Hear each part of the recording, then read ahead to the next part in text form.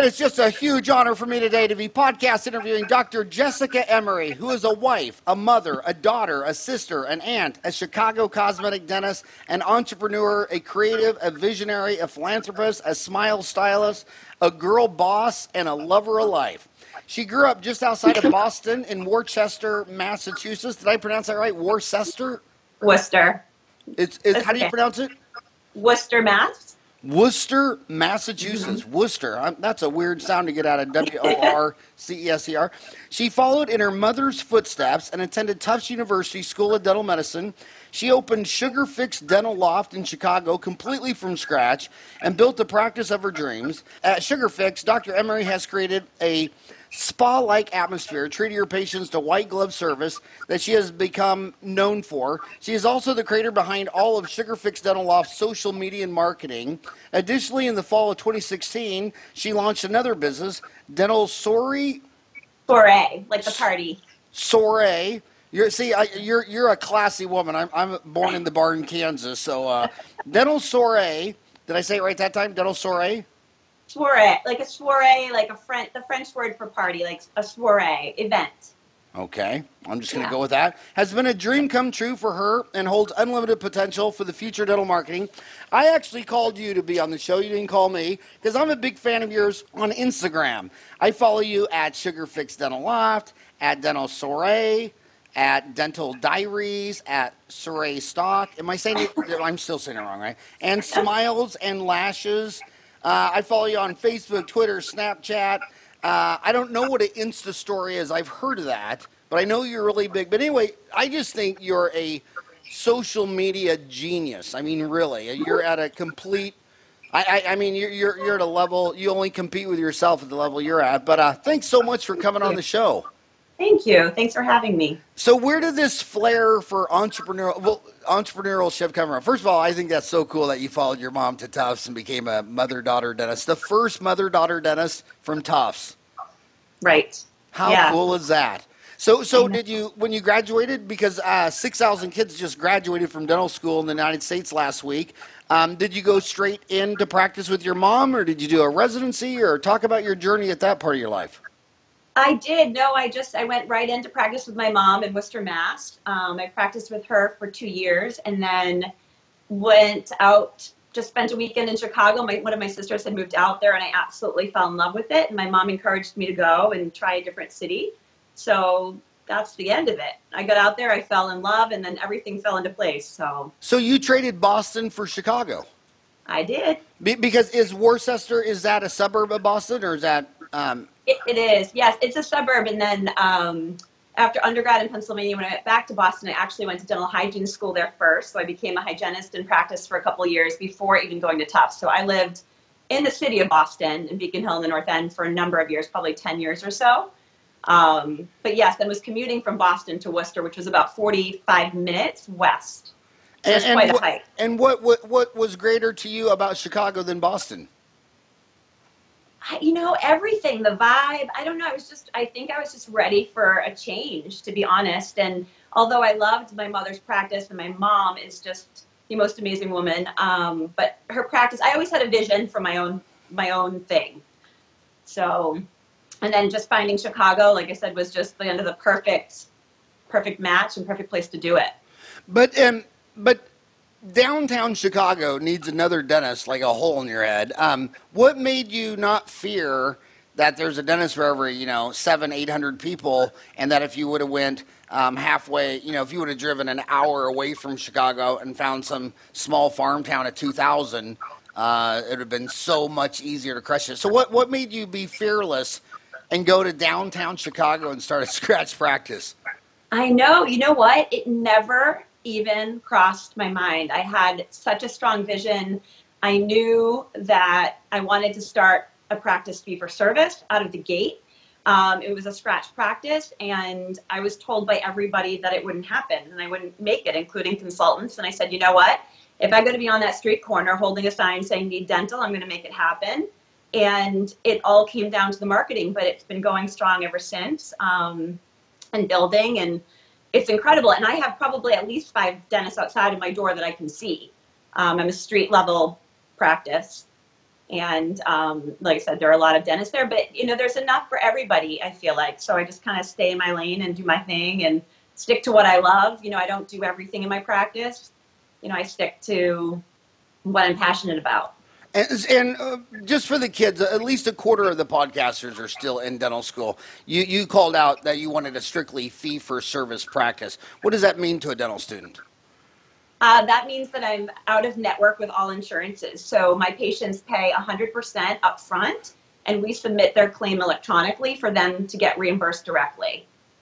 And what percent of the patients have a serious problem with that? Zip. Like the patients that come in, I mean, I'm sure with calls, there's a percentage for sure, that call that do not schedule because of that policy. But for the most part, I mean, we're busy and cranking all the time, and I don't have any pushback on the services we do, which are in the higher price bracket. So it's a beautiful thing. I've spent some time in some dental offices and had to listen to the patients and their pushback with the dentist, where they're trying to tell them, what explain a treatment plan, and there's all that pushback. But what does insurance cover? I mean, I could never, ever deal with that.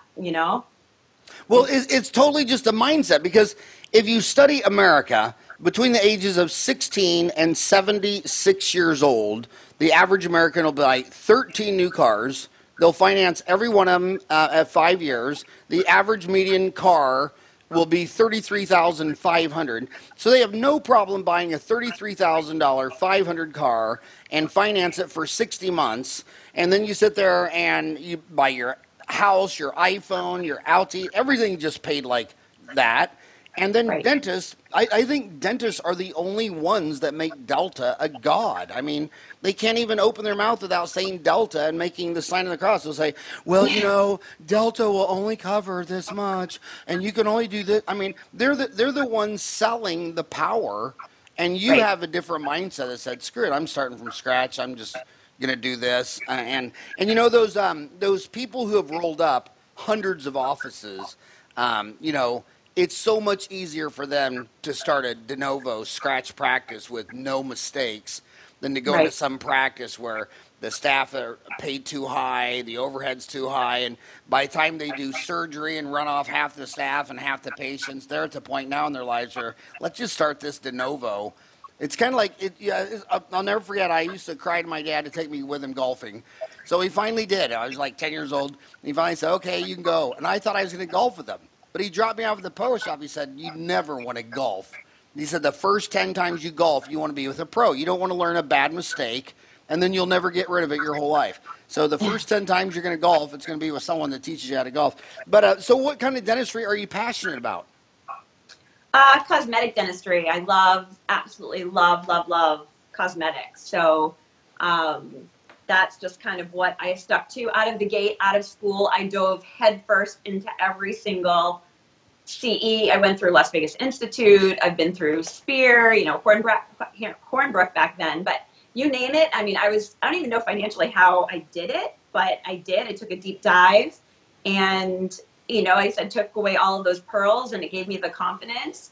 And so now, I just basically, a lot of people kind of seek me out for that. Let's keep it real. This is Dentistry Uncensored. Let's just be crass and truth. Seems like every time somebody is crushing it in cosmetic dentistry or plastic surgery, facelifts, tummy tucks, they're always hot people.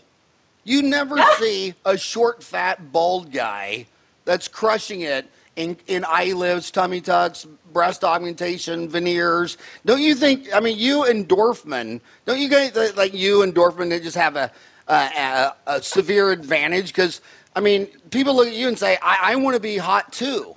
But when Freddie Fudd from Parsons, Kansas, who looks like he just fell off a train, says he's a cosmetic dentist, it's kind of like, would you go to an aerobics class if the instructor was 350 pounds and up there smoking a cigar and drinking a beer? I mean, would you? I truly, I swear, this is what I think. I think it's passion.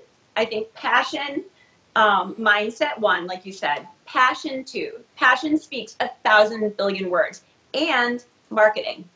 Let's keep that in mind. So even if you're like an introvert, I'm obviously an extrovert, high I on the spectrum, but I just think, social media, like madness. For instance, my clientele, my fee-for-service patients that are coming in are young. It's a young demographic that's willing to pay that kind of money as well. And a lot of them feel like they already know me through social media, which is huge. So I don't know that it's about me as much as it is the culture that we are kind of showing through our social that attracts them. The kind of the fun, the fluffy, that kind of thing. It kind of takes away some of that fear. So they're willing to pay to have that over something that's more clinical and sterile. Okay, let's talk about your social media, because that's why I called you. I'm just enamored by your social media. Let's start with your first website, sugarfixdental.com. First of all, what did the name Sugar Fix, where did that come from? What does it mean to you? Why did you, how was that part of your vision? Oh my gosh. I toyed with names forever. I wanted something different. I had a really big vision, and like I said, didn't want a logo with a tooth in it, holding a toothbrush. I wanted to do something different. So I racked my brain for days, and I have notebooks filled with names. And when that name came to me, it was just like the clouds parted, and that was it. So I like the play on the word, obviously like sugar fix, but I'm also a believer that you can have sugar as long as you brush your teeth. I'm not one of those dentists that's anti-sugar and banning it, Yeah. So the website Sugar Fix Dental. I mean, so did you program that yourself? Did you hire a programmer? And where did you get that? Yeah, so I'm probably on site 3 for Sugar Fix. I obviously keep them updated. Every 2 years or so, I do an update. And the last one, I designed it, completely came up with the design fully, and obviously the videos that are in it and the color palette, my logo, all of that was created. I did hire at the time.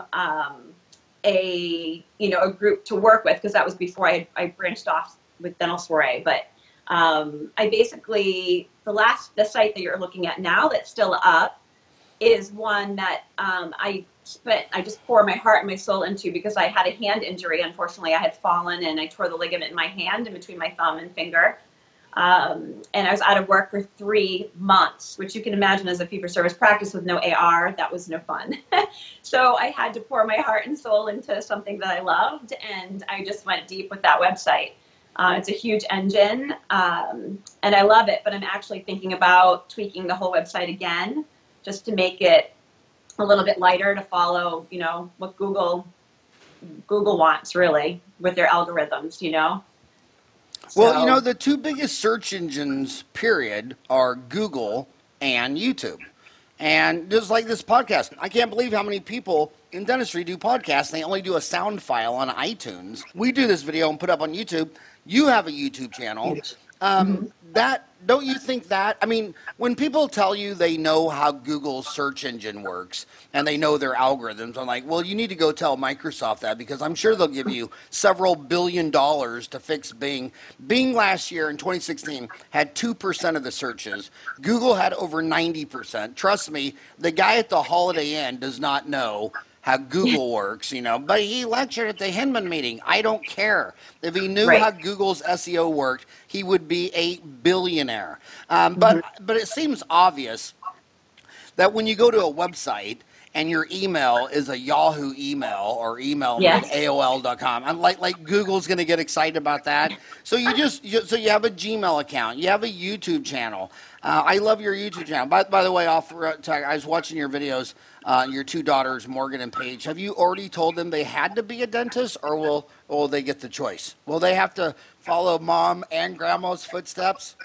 Yeah, no, so I've got the 3 kiddos, all of whom are very different, but my one daughter, Paige, is all over it. Like, I don't encourage them. They can be whatever they want, but we were getting her nails done the other day, and she picked out 2 polishes, a pink and a green, and she said, Mommy, this is what I want, the colors I want in my logo.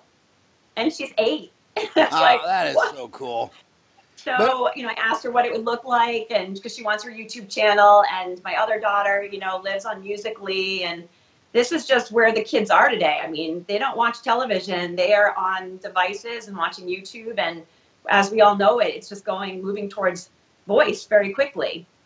So, right. Yeah, I love your website, and also looking over your website, it looks like the focus is cosmetic. I mean, you have pictures of Invisalign, whitening, veneers. How big a part of your practice is Invisalign?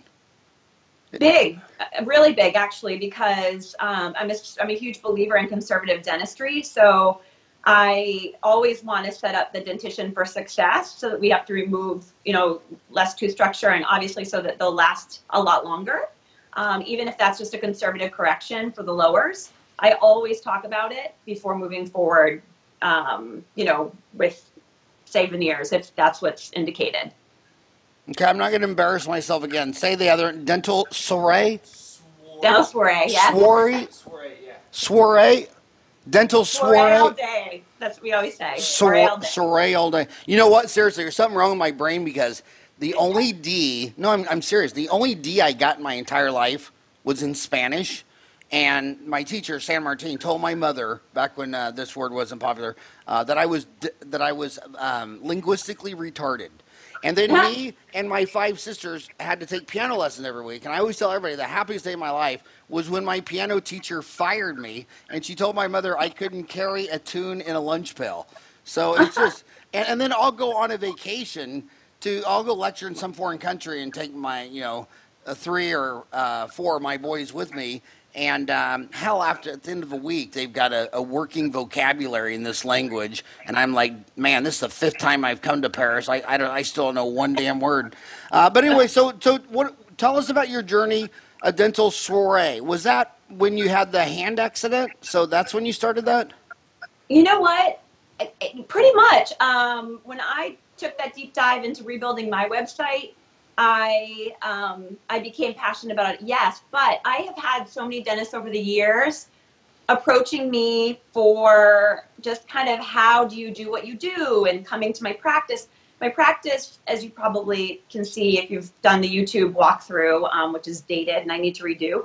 I've been living over on the soiree side, so I need to come back to the other side to Sugar Fix. But I have oriental rugs and chandeliers and velvet couches, and it's very homey, the environment there. So dentists have just asked over the years, they've been in Chicago visiting and they wanted to pop in to see the practice. So I just saw, after years of spending time with dentists and having them come in and talking about where their struggles were, that there was just a niche in the market for it. And obviously, being my passion and having helped some people, I was like, you know what? I think I'm just going to, start this company and see where it goes. And I had started it originally as a social media marketing agency, because that is obviously where my true passion is, right? I run 5 Instagram channels daily, blogs, 5 websites, you name it. I mean, I love social media. So that's where I wanted to live. And then when dentists started approaching me for that, and I took a look at their website, a lot of them didn't even have mobile-friendly websites. Like, they were still circa 1960. So I was like, all right, we've got to reverse engineer and back up and build websites first, storytell, rebrand, refresh, and then be able to pull that through social media afterwards. So I got into web by default. It wasn't a place I wanted to be. And so, we've done that. But I am actually going to be launching something fun and exciting soon, which is soireeshop.co. And because what I have realized with dentists is that it's very difficult and time consuming for dentists to do a real custom, highly designed website. So, just dentists don't have time for it. So I'm creating just a limited edition of kind of soiree branded themes that people can select. And then we're basically going to tie them up in a pretty bow and turn them over within 3 days for clients. And it's all going to be online, like I said, and then we're going to create new ones. So they're all custom, but they'll already be pre-made, which is nice and I think wonderful for dentists. So then we can just out of the gate, get those up, get them running, and then start their social media channels. So what two colors did your daughter Paige say? Green and what? Pink. Green and pink. I thought that was Mm-hmm. amazing because your two colors are definitely pink and red. Right. Yes. Yes. My pink is, that's, yes, where I stock. Right. Yeah. So Smiles and Lashes, my other little side gig thing, is definitely red. That Instagram, I pull the red through that. But Soiree Stock, Sugar Fix Dental Soiree are definitely pinks to orange. So I guess the red, pink, orange theme is there. Well, you know, the one of the reasons DSOs are so successful is because the individual dentist just has to wear too many hats. I mean, like you talked about your journey of going to Spear and Coyce and Hornbrook and all those institutes to learn your craft. I mean, just to learn Invisalign. I mean, that is an overwhelming full time job. Then you have to run your business, and you got to run HR and accounting and taxes, and then when you talk about dental websites. I believe that 50% of all the dentist websites in America are a flat out F. And most of them don't even know it. And what's weird is you'll be at the bar drinking with some dentist eating a cheeseburger, and he's like an implant legend. I mean, he's placed five, and then you go to his website, you wouldn't even know he even does implants. He does. Right. I still think the biggest marketing thing in the world is to get a damn camera, start digitally photographing your own damn work. And so but the DSOs, they can have a scale of management. They can say, okay, this lady only does legal, this lady only does marketing, this lady does HR. They just have a whole layer. So you got to outsource your marketing, because if you can't own it, if you don't have a natural flair for it, that's the one place you can't get an F in, and half the websites are an F. Then I'd say 30% are a low C, high D. I mean, I don't even think 1% of dental websites are crushing it. So what can you do for my homie listening to you right now? Or what service is available now for him? Well, I mean, the thing is that, my passion, my true passion is content creation. I love to kind of find out someone's why, get into a practice and figure out how to kind of tell their story through media. And that is, typically developing a website, and then, or the content for a website. And then, like I said, sprinkling that through social media. So that's basically what I love to do. We are actually doing a big shoot this Friday. Our client's coming to Chicago, which is really exciting. And it's someone that you've met with before. Someone I've met with before? Yes. Yeah. So we're just, like I said. Well, that narrowed it down to about 50,000. I know. So do you guys do you first go to the American Dental Association and pay homage and then work backward? No. I've always wondered if practicing in Chicago, if the American Dental Association is a bigger part of your professional career, or not really. No, what's so funny? I'm going there this week to see Paul Homily speak. I'm in a workshop the next 2 days with him, Wednesday and Thursday. And I'll be at the ADA building. I haven't even been there or connected with them. Something that I am doing and building is courses for dentists and social media that I've done on Teachable. So I'm about to release my first Instagram course for dentists. But I want to find out just kind of how they can maybe get credit or CE. So where are they going to be able to find that course? That course I am putting out basically as a Facebook sponsored post for right now. But as I continue to build more courses, they're going to live in the Soiree Suite, which I am currently building. So what does it mean on Instagram where you talk about storytelling? Talk about Instagram. How is Instagram different than Facebook, especially in regards to your storytelling? Or what is the deal about Instagram? Well, I just think there's an immediate emotional connection because of all of the pictures. So all of the pictures, when people land there, because like I said, they just want to look at people's pictures. So to me, they're all of the little windows to the soul of your business. Basically, people can get a lot from your Instagram. I have a lot of young patients that come in that literally their moms give them their credit card, and I don't even know the moms, but they drop them off at my practice because those kids that are 18 say they only want to come to our practice because that's where they live today. That generation is on Instagram. Facebook, obviously, we know is a little bit of an older generation, and their content should be geared a little bit differently there. But I mean, Instagram is my passion because I can be creative, obviously, in laying out. I love photography. So I love storytelling. And so I love kind of for each one of my channels, as you've seen, I post different content every single day on each of them. So for dentists, they get really stuck and they're just like, what am I supposed to post? I don't know where to go. And that's why I think a lot of companies have popped up that have made those signs to try to give them signs, to hold with their dentist. But that doesn't really engage an audience. It's awesome. I'm so happy that people are creating content, right? Because at the end of the day, that's what it comes down to, is at least just putting content up and being present in today's world, because the train's left the station. So you've got to get on. But we have really tried to train team members, because there's always a millennial on a team that lives on Instagram or loves it. So, if we can make them the head and kind of be that designated person to kind of keep in mind throughout the practice, that each day just to kind of take a shot of, a picture with their iPhone of what's going on for the day. And then if you can create content underneath it, talking about that CRAC you're about to deliver or tell that patient's story, it's so awesome. I mean, I just think it's one of the best places to be. So Instagram stories are basically where you can kind of go live and tell your story throughout the day. So we always start our day with a morning huddle.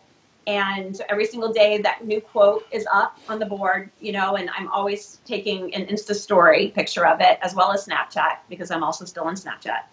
But, it just gets people engaged and they just want to follow along. So. And for the older people on the show that are my age and have grandchildren, tell them, what is Snapchat and why do you like it and how is it different than Instagram? Well, Snapchat has been around for some time, and it's different. A lot of people have moved actually from Snapchat over to stories, to Instagram stories, but they're very similar. Instagram stories took off after Snapchat had evolved. They both are stories that you create that disappear within 24 hours. That is something where audiences want to, engage every day to kind of see what's going on. But Snapchat is something that is a little bit more private than stories. But stories, you have a lot more followers that will see it than Snapchat. Wow, so I cannot believe this. So I'm on Instagram, and I just wrote Ryan a note, where the hell is Instagram stories? And he points right to the top of the screen, stories, and it's so weird how the human mind works. I've never seen that. I've never, ever seen that. So those are all stories. Right. That is amazing. Huh, and you do a story every day? We do. Yep, I do. I do content for every single one of my 5 Instagram sites a day, and I typically do stories. So if you were to look at mine this morning, you'll see the beach of Fort Lauderdale, which is where I am right now, when I went to my run. I just kind of story tell through my day, and because people show up, I keep doing it. But so which website, if a dentist sits there and says, look, I'm in a competitive area, I need more new patients, I want your services, what would be the site they go to? dentalsoiree.com is the one. That's kind of the big umbrella company. Okay, dentalsoiree.com, and it's dental, SOIREE. Dentalsoiree.com. And what does that cost? You mean as far as the websites? Yeah, to have you do this dentist marketing. Well, it depends, because I, just like being fee for service, I'm definitely up there when it comes to custom content creation. For instance, many of our clients, including the one we're seeing this week, we hire a stylist that comes in from LA. He's my stylist, so basically he just brings racks of clothing and whatnot. So we also hire a professional makeup and hair person. I basically find a funky, cool studio. So I just want everybody to have a different footprint. So a different place to do the photography, and then different walls of Chicago to do photography. And then I also purchased props that are specific to what the color is for the practice and what we're going for. So that can get costly when you're talking about building custom content in a day, because we've got a fairly large team. But it can also be scaled down. It just depends on what the client wants. And the same thing goes for the websites. It really depends on how big that engine's going to be, what they want, how many pages, etc. So, that is why, like I said, with the past, it's 2 years old. The company will be almost 2 years old now. We've been all over the United States traveling. It's been a blast. It's been so much fun. I love everybody we've worked with, and I'm so proud and excited of everything we've done. But I think that where I'm going to go with this, now that I've launched Soiree Stock, which is a style stock photography site for dentists, to help them with their Instagram, to give them content, I am going to also, like I said, soireeshop.co is going to be a place where we have these already limited edition collections that will be laid out as attractive website themes for dentists to select, like I said, and I will turn them over very quickly. So if somebody wants to come out to Chicago for the creative session, for instance, we take all the photography, do any videography if they'd like. We can just basically plug everything in and then turn that site around very quickly, instead of having to spend so much time. Because what I've found is that dentists, although they think they want to spend the time, they don't really want to spend the time on the full, like the big daddy creative stuff. But where these dentists have to get it in their walnut brain is that regarding your feet, one Invisalign case is $6,500. I mean, what I've noticed, right. what I notice is that all the because we have Dental Town and we have Ortho Town. The Ortho Town, orthodontists figure out religion when it comes to marketing within 2 years, because they know each person that walks through that door could be $6,500. So the dentist, you go into a dental office, well, what percentage, just the fillings that you present, do you close? They don't even track it. And we know it's about 38% for just decay and restorative fillings. We're not talking about veneers, bleaching, bonding. But the orthodontist, my gosh, some orthodontists need 18 new patients a month to close 15. Other orthodontists need 30 new patients a month to close 15. And then the consultants start saying, okay, doc, we don't want you presenting anymore. You have a 50% close rate, and we think Sherry here in your office might be able to do 85%. But the general dentist just doesn't get it because their filling is, $250, so they don't focus. But marketing is everything. Everything. I can't even. I am so passionate about marketing. My husband keeps saying, Jessica, come back to the golden egg. Like, what are you doing? Because I'm moving more and more over towards the dental soiree side and the marketing side to help dentists to be out there to disrupt dentistry, because I feel like there is such a need and that dentists just don't get it. But the future is going towards corporate or fee-for-service, and the ones in the middle are going to get lost. So, again, I'm just like, you guys have to understand, like, outsource it if you don't want to do it. Invest the money to do it well, to do it right, because that is where people are buying when they see your marketing versus someone else's. And if I see another postcard with the same family on it in my mailbox, with the blonde, with the glowing teeth and the salt and pepper hair, that's just, there's nothing that screams authentic about that or who they are. To me, that's just going right in the trash. So why spend the money there? It doesn't make any sense. So there are a lot of different ways, and social media is free. Facebook marketing is so inexpensive right now to target the market that you want to get them in the door. So, for all of those young ones out there, that's why I say, like, get your marketing right, get your brand on point. What is your vision? And sit down and master it, map it out, and like I said, just open your doors without, asking for service, and stick to it, because you make so much more, work less, make more motto. I'm in my practice 2 days a week now, and it's pretty incredible. I work 24/7, so I'm working on my other businesses, but I'm seeing patients 2 days, and I've always only seen patients for 3 days, and the practice is pretty successful and that we're able to do that. Well, And my team's there full time. You got out in 2002, correct? I got out Correct, in three. 2003. When I got in '87, you could come out and make so many mistakes and still be fine. But today, it's 30 years later. Like when I got to Phoenix, they didn't have any dental schools or fluoridated water, and either did Utah or Nevada. Now Arizona's got Phoenix has two dental schools. They graduate 218 a year. There's fluoridated water. Same story in Utah. They got two schools now. Nevada's got one. These kids got to come out of school when you've already committed to 200, 300, 400,000 dollars of student loans. Gosh darn! In the Wall Street Journal last week, they covered an orthodontist who has $1 million in student loans. The thread on that on Dental Town has gone off the charts. I mean, when you're three, four, $500,000 in debt, you can't afford to come out and make very many mistakes. And one of the things that you can't make a mistake on is marketing. I mean, you just can't come out and say, oh, well, I borrowed $400,000 of other people's money, and there's 211,000 Americans living today who have an active license to practice dentistry, and I just dropped the ball on marketing. I mean, it's just, you could have done that all day long 30 years ago, but you can't do it today.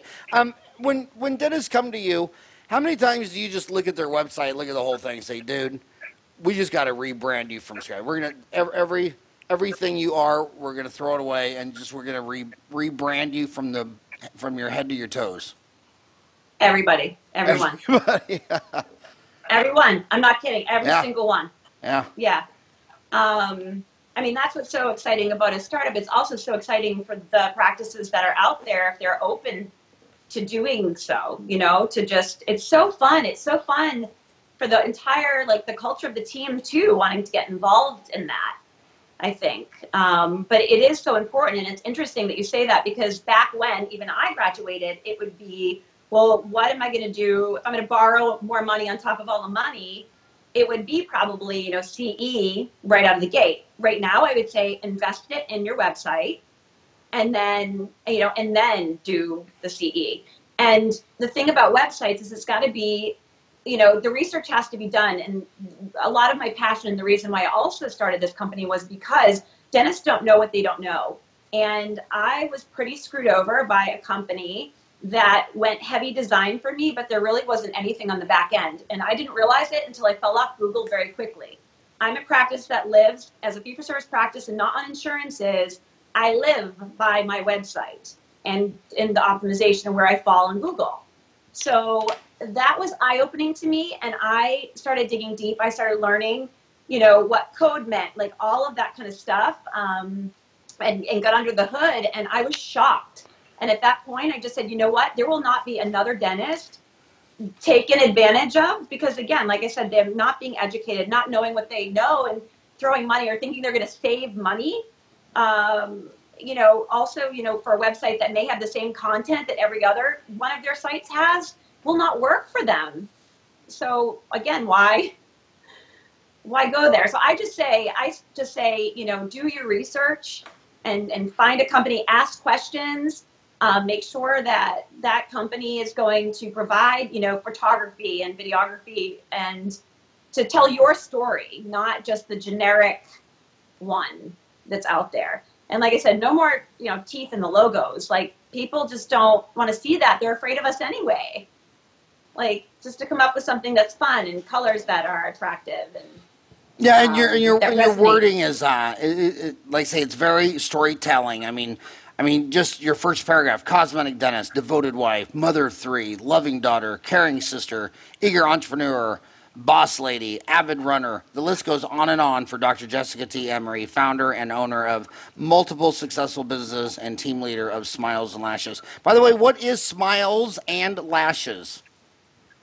Oh, that's just a little side hustle I have going on.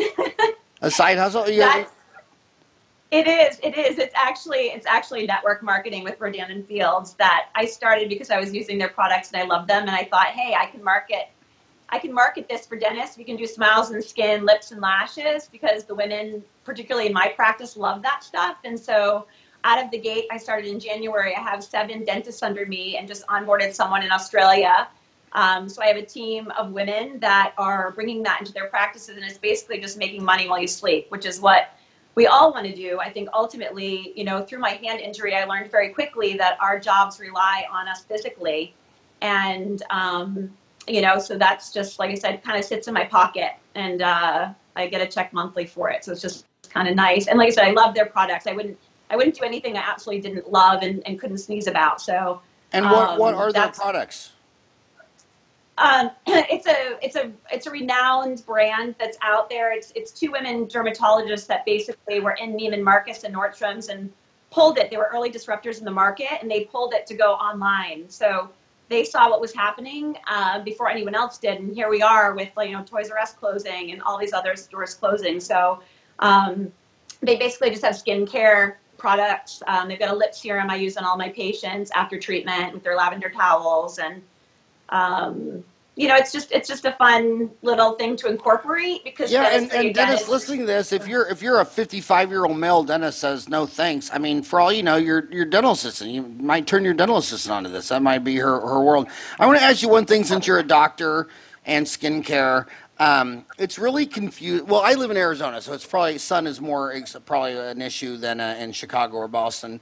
But it's really weird because the consumers are getting two very mixed messages. All the nutrition people say you need at least 10 minutes of sunlight every day to make your vitamin D3 and your melatonin and sleep better, and it's so important. And vitamin D3 is one of the most, we don't get enough of that. And then the dermatologists say, oh no, lather yourself out with SPF, and it's got to be at least 15, and stay out of the sun from 10 to 4. So which is it? And now they're saying, even in Arizona, if you have lunch outside and you got short sleeve shirts on, long pants, and just the exposed forearm skin in your head for the whole lunch hour won't even give you enough vitamin D3. But if you go lay out in your backyard in your birthday suit, 5 minutes each side, you can measure all the D3. So what are you going to tell your 3 kids? To get 10 minutes of sun and melatonin D3, or cover yourself in SPF factor? You know what? I'm a huge sun lover. I always have been. That's why, I come down here to Florida quite often, actually, I do my best creative thinking down here because I have no interruptions. I've been coming to this hotel for 12 years now, every 8 weeks or so, for little mini me weekends. Which hotel and which city? Which city are you in? In Fort Lauderdale, Florida. Oh, okay, Fort Lauderdale. Love that place. So you'll see it. Everybody that's known me through Instagram or following me through social knows, like, it shows up in my feed quite often. But it's my little sanctuary. But the sun feeds my soul as well. So although I'm under the umbrella, I'm definitely, like I said, getting my little fix, my 15 minutes of my vitamin D for sure.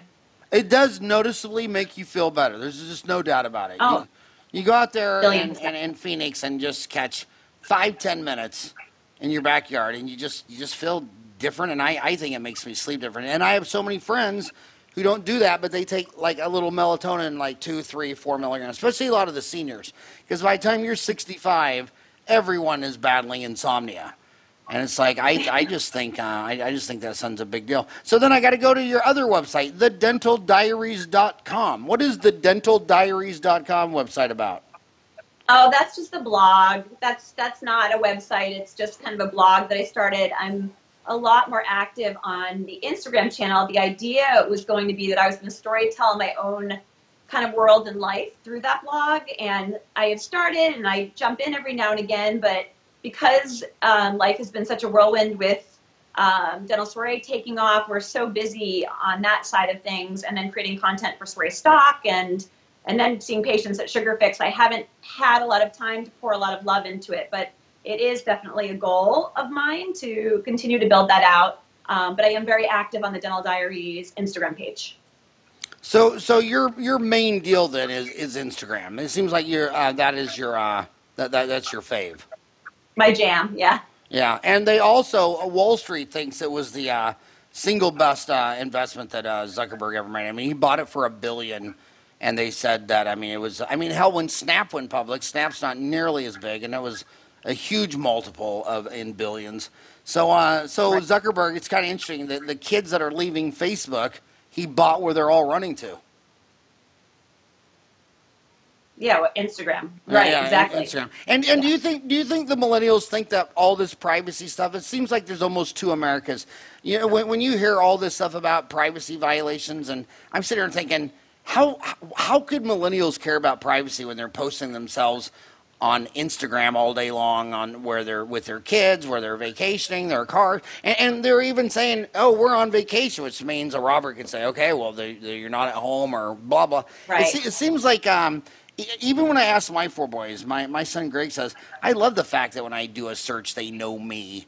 And the search is better. Like I am such a dork. If I start typing in a name, even misspelled, it knows that I'm looking for a dentist. I mean, I only look for dentists. I've never, if I'm typing in a Google search bar, I'm trying to find Jessica Emery, and it completes the sentence and throws a DDS after her name, and I love that fact.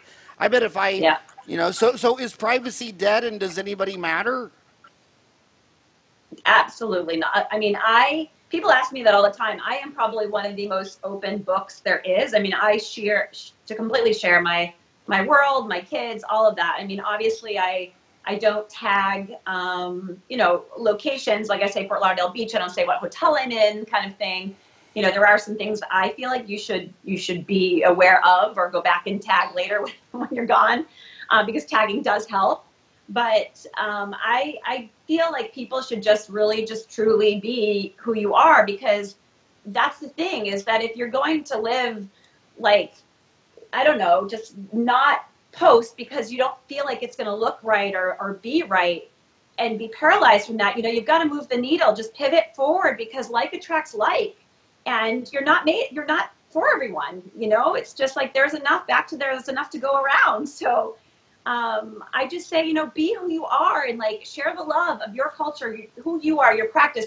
You've got to sprinkle your kids and your family in, because your patients have the same. And when you're talking knee to knee in the op, that's where that engagement happens. But today, people aren't coming in to buy it there. They're looking at you from the outside. So that's what you want them to see, before they come through. And so I just say, be you. And like I said, have fun with it, open up. And if you really can't do it, at least have someone in the practice, start taking pictures of what's like happening in the practice, the kind of fun had there. I think the best people at being themselves, it's always bumblebees. Bumblebees always be themselves. Have you noticed that? Yeah, I So it sounds like the dentist should go to dentalsoiree.com. Dental, then SOIREE.com. That's the main website if they're trying to pick up more. And dentists, you got to think like a businessman. Like I can't believe how many people tell me, well, I want to take that Invisalign course, but it's like 3,000. It's like, well, your first Invisalign case is 6,000. I mean, how many things in Seriously. life can you get your return on investment by selling one unit? And Seriously, I know. I've had so many dentists get the CIRAC, because my practice is a CIRAC practice, and it is so huge. And not only that, it's made dentistry fun. So I'm telling dentists all the time, I mean, the lab fees, like, it's not only saving on the lab fees, but it's adding value to a patient. When you're saying, hey, we can do this same day, time is so valuable to people today. And in the marketing, you've got like the latest and greatest. We've got 3D scanning technology. I mean, bring it to the forefront. But again, you're right. They're like, I don't have the money. I'm like, you can't afford not to get this. And so, what this 3D was scanning are you using? Is that you're using the scanner on the CEREC machine? yes, yeah. I've got the latest CIRAC. Okay, so So that's owned by Dentsply. Well, I'm sure my buddy Samir Puri, who lives up the street from me, and so does Paul Homily. He lives in Phoenix too. So I'm yep. sure Samir Puri it would be shaking my arm saying, "Shut up and have her talk more about the CEREC machine." So why talk more about the CEREC machine? Because I know how my homies think. They're thinking, Jessica, I graduated, $350,000 in student loans, and you're telling me to buy a $150,000 machine? Absolutely. Okay, why? Yes. Why? It's a Oh huge my gosh. decision. It's a huge decision. First of all, it is the best decision. I was I was an early investor of the E4D. I didn't use it. I switched over to the CRAC, and I will tell you, I was extremely intimidated by it. I'm older, and like I said, the technology of it, initially, I was intimidated. But then when it just clicked, it clicked. And let me tell you, there is no going back for me. All of the restorations I do, if it's not an occlusal, are with CRAC blocks. Every single one of them. And the integrity of those restorations is so much better than anything you could ever get. Like I could never pack another MODO composite with a Tofelmeyer. Like you couldn't get me to do that. So I mean, when I've seen them year after year, you know, on films and everything else, they're just phenomenal. And let's just talk about how people are bruxing today. You know, I mean, we're trying to get them all into programmers and whatnot, but some of them, I don't know, are still doing a number on their teeth. So their marginal integrity is so much better. I mean, I could go on and on and on for days, but I love that machine. And I'm actually wanting to talk to CRAC because what I've gotten feedback from dentists as well is that a lot of them want more photography of the CRAC, and I just have to get permission from them to go ahead. But I'd love to start doing a lot of photography of the CRAC so that people can start putting it on their websites. You know, have some cool looking photography with my advice would be just to do it. it. Just do it because what I've done. No, it's a lot easier to ask for forgiveness than it is for permission. Whenever you ask these big $billion companies a question, they have to send it over to an entire law firm, and it's like, you know, forget it. I just do it, and if someone has a problem with it, I beg for forgiveness, but that's a lot easier than permission. So other high-priced toys, do you have a laser? Of course, I have a few lasers. My favorite thing the CRAC. Okay, Isolite is something I could never live without, and my Digidoc cameras in every room. My Iris Digidocs are my number one favorite toy that sells dentistry all day, every day, all day. So you know, that is huge, and being able to show patients. You know, and I always do ask them if it's okay, obviously, you know, for me to pull those photos around for us to look at together. Because some are just like, no, I trust you. I absolutely don't want to see any. And then others are like, yes, do show me, because I love to educate. So but the minute they see that thing blown up on the screen with that kind of high quality, they're just like, ew, oh God, yes. You know, and our closing rate is extremely high because of that. I can't imagine not having that. And this Digidoc, not only is it a no-brainer, but I mean, how low is the price now? I mean, what is a Digidoc down to now? I don't know. Is it still 65? Maybe 65 a camera? I don't know. Has it gone down? I mean, my first intro camera was 1987. It was called a Fuji Cam, sold by Patterson. It was $38,000 a camera, and it was the size of it was the size of one of those mini fridges on a cart. I mean, you had to hire you had to be a big dental assistant just to move it out of the operatory. And now it's this little bitty hand wand thing, and people still are balking at buying it, but humans are visual, and it's all about the clothes, and they don't even track their clothes. So what do you say about this when they say, this is a very common thing, they say, well, you know, I'm not a salesman. I don't want to sell dentistry, and Okay. I hate sales. I didn't go to college 8 years to be a salesman. How do you approach that? People don't need teeth. We are selling ourselves every day. We are selling dentistry. Get over it. Yes, we're selling dentistry every single day.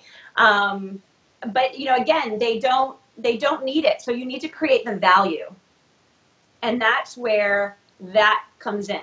You know, in listening to them, like we said when we opened, we said they're going to be, you know, going over to Best Buy tonight to buy that big flat screen. I mean, they have the resources. You need to make it valuable enough to them that they can make a decision to invest.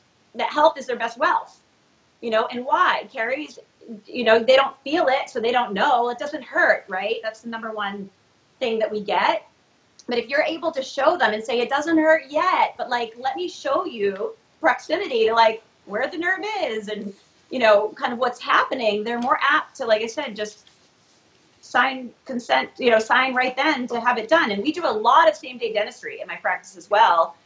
We block book, and because of the CRAC, you know, I know that there are a lot of people out there call it fries with your burger, but we typically at the end of a day will come out with additional add-ons, because again, if people know that they can get it done that day, they're wanting to do it once you show them. I agree about isolate. I mean, huge. But so many people don't get it. Talk about isolate. Why do you like isolate? Oh my gosh, I love isolate. Like I love isolate. Well, number one, I mean, with the isolate, it is amazing, even for the CRX scanning as well. So the isolate is this little gummy bite block that we put in that people can rest their jaws into. And again, back to the fact that people are like clenching and grinding so much because everybody is so dialed into their devices 24/7 before they go to bed. I think it's like rewiring people's brains, because I'm seeing more wear on teeth than I have ever seen in my life on young people. But it's nice for them because they can rest their jaw into it. It keeps their mouth propped open for us to get in and keeps the tongue away, and it suctions all of their saliva. So you've got a dry field. I mean, you essentially just don't even need an assistant. I mean, my assistant just kind of stands there. But it's just a beautiful thing. And especially with scanning with the CERAC as well, it keeps everything nice and dry, keeps the tongue out of the image, and you can just rock and roll. You know what I would do if I was you, also on your marketing.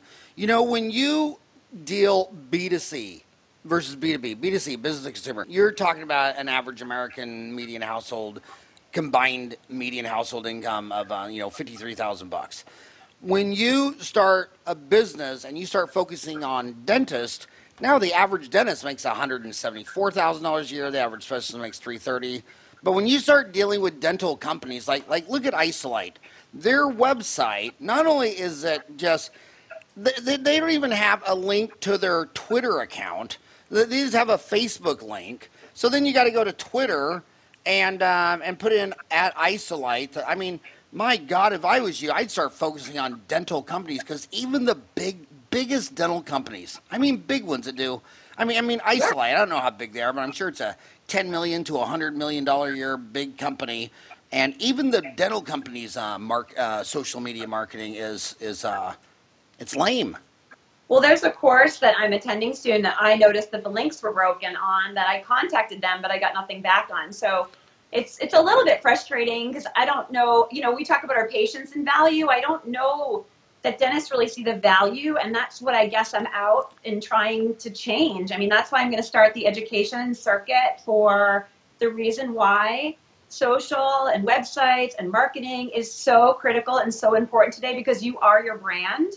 And you got to make things quick and fast and easy, because that's like how our attention spans are like this. Well, and the dentist, I mean, it's they're not even close. I mean, like when I go to a dentist website and they have a contact, or you put in your name and number and you send in the deal, 50% of the time it doesn't even go through. It'll I have a know. red asterisk error, wrong information. It's like, and so I'm 55. I have 9 years of college. I'm reading the deals. It's all correct, and it's like, then I'm sitting there thinking, from a business person. Let's say someone was contacting your office about Invisalign, and say was the zip code off, or whatever. Wouldn't you still want that lead? Wouldn't you want to see that Jessica Emery tried to contact our office? We didn't get all the correct information, but we got a lead. I mean, they don't even think of it as leads. I want you to. We went over. Sorry about that. You promised me an hour of your life. I know you're busy, but That's okay. I got. Just one quick thing. One quick thing is Yeah. just, as well for dentists as well. Today, you must have the plugin. So if you don't have like a dated website, this is like tricky, but everybody wants to make an appointment online. They don't want to talk to you. I don't use voice. I don't check my machine. If you're calling my cell phone and leaving a message, I'm not answering it. Either like text, I am, like whatever. But so many of us, like I said, people don't have time when they're on the fly, and they want to be able to make an appointment online. So there are a lot of great companies, but that's been super successful for us as well, is booking an appointment online. And there's so many little incredible things that dentists can do and people can do to help, bring people in. But I appreciate you having me. I do have to fly back to Chicago, so I've got to get to the airport. But it's been such a pleasure. Like I said, I could talk all day on this topic. My final question, because they don't understand the return on investment. I always talk about the funnel. It is my expert opinion that it takes about 300 people to land on a dental office website for 3 people to call the office. 3 people have to call the office for your receptionist to convert 1 to come in. And 3 people have to come in with your 1/3 close rate on just simple restorative basic dentistry. So to do that 750,000 collection and take home 174, for that you had to bring in 750,000 times 3 because you have a 1/3 close rate. I mean, they had to bring in an additional $1.5 million worth of dentistry that they didn't even schedule. So if they just fixed anything on that funnel, from why does 300 people land on your website and only 3 convert and call? Fix your receptionist. How come 3 people have to call your receptionist before she can get 1 scheduled? And why do 3 people have to listen to your treatment plan for 1 person to buy? Can you fix anything on that funnel? If this all, funnel it back to marketing. If they trust you, before they come in the door, they're going to buy from you, and that's it. So you're saying it's all trust? It is hands down trust, and I think that people don't trust us, unfortunately, and I think that the system is broken. And when they come in as well, like I said, maybe they're already emotionally shut down and they're not even listening to you because they're scared. But if they already, like I said, they want to buy from you when they see you on the outside, and you have been, like I said, just told your story and who you are, and they have emotionally connected. When you have someone that's emotionally connected, they will buy. My close rate in my practice, and like I said, our fees are high on fee for service, is like 95 to 96%. And people are prepaying. It works. It's not just mindset. I really do believe it comes back to social media and storytelling and being out there, like you said, just being who you are and letting it all loose, I guess. Yeah, and I do let all loose because I know you're not going to believe this when I tell you this, but all the pictures of me on social media, they're not photoshopped. That's all. I'm all natural. Yeah, me too. Everyone thinks I'm so sharp that it's all photoshopped. They say that you can't be that hot. But I want to just on your last thing you said was trust. It is absolutely when 100 women call the air conditioner man because the air conditioner went out, and the air conditioner man comes up and says, "Oh, I can't fix it with a shot of Freon. You need a whole new air conditioner for $6,000." What percent of women don't believe him? Okay, but let me tell you. What percent? All. But this comes back to the customer service, which is a whole nother call. The customer service is everything. It is how that they're greeted on the phone, how they're met when they come in. All of that has everything to do with this as well. Now, if that air conditioning guy is coming to me and and says greets me with a handshake and is kind and courteous and like goes out of his way for whatever reason, like sees my water outside the door and picks it up and brings it in. I don't know, the little things that we notice about people, that is everything, again, to win someone's trust so that they buy. So I would buy from the air conditioning guy if I felt it. Nice. Trust is everything. Hey, I know you're busy. Thank you so much for coming on the show today. I could talk to you for 40 days and 40 nights. You're amazing. Thanks for coming on the show and telling your story. Thank you so much.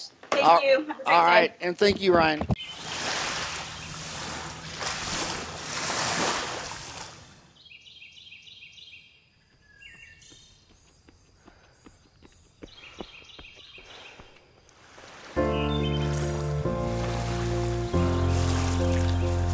What makes an artist? They must be driven. Something must inspire them. Something must drive them. They must work in a world of aesthetics. In a field of beauty, they must be capable of seeing what is often overlooked. What might be, what could be.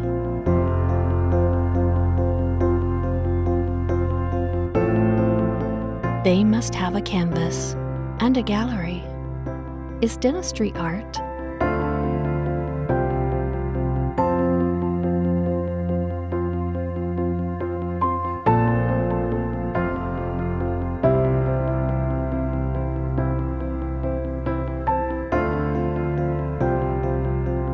We believe so. We are Sugar Fix Dental Loft.